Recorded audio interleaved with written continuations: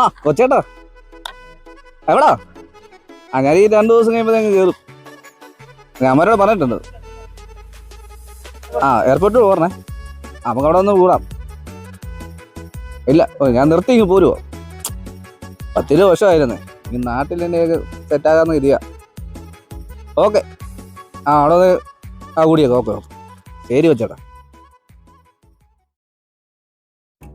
എടാ ഈ ബെന്നിച്ചാൽ വേറെ പണിയൊന്നും അവിടെ പറമ്പിലോട്ട് പോയി നോക്കാൻ പറഞ്ഞ കാര്യം നടക്കും. 2-3 മണ്ടയും പോയിട്ട് പുള്ളിയൊക്കെ എന്നാ ചെയ്യുന്നത് ചേട്ടാ. ആടാ ഞാനേ അവിടെ വെന്നിച്ചാൻ വിളിച്ച് പറഞ്ഞു പുള്ളിയുടെ പറമ്പിലെ തേങ്ങ പോകണമെന്നോ. പുള്ളി അവിടെ ചെന്ന് ചുമ്മാ ഒരാഴ്ചയിൽ വന്ന് വിളിച്ച് പറഞ്ഞോണ്ടിരിക്കുക. പുള്ളിക്ക് അവിടെ പറഞ്ഞാൽ മതി ഓരോ കേസ് കിട്ടണമെന്ന് പറഞ്ഞു.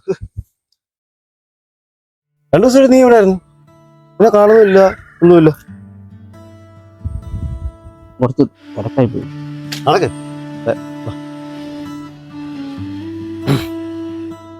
ചേട്ടാ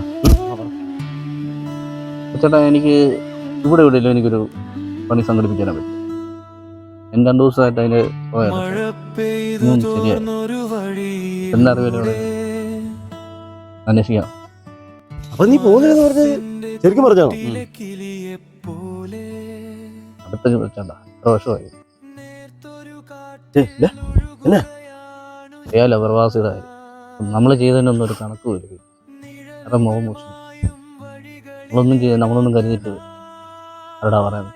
അല്ലെങ്കിൽ കൊച്ചേട്ടാ പ്രവാസിയുടെ പോക്കറ്റ് അറിഞ്ഞിരിക്കുമ്പോൾ അവൻ നാട്ടിലും വീട്ടിലൊക്കെ രാജാവും. സ്വന്തം ചോര നീരൊക്കെ പറ്റി അവൻ നാട്ടിലോട്ട് പോരുമ്പോൾ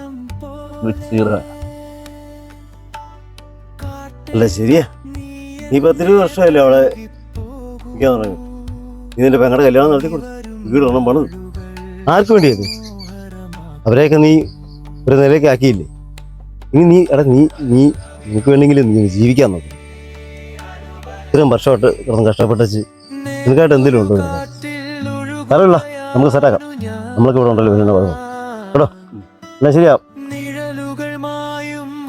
ഞാൻ വിളിച്ചോളാം നിന്നെ പോയിട്ട് കേട്ടോ. വിളിക്കാം.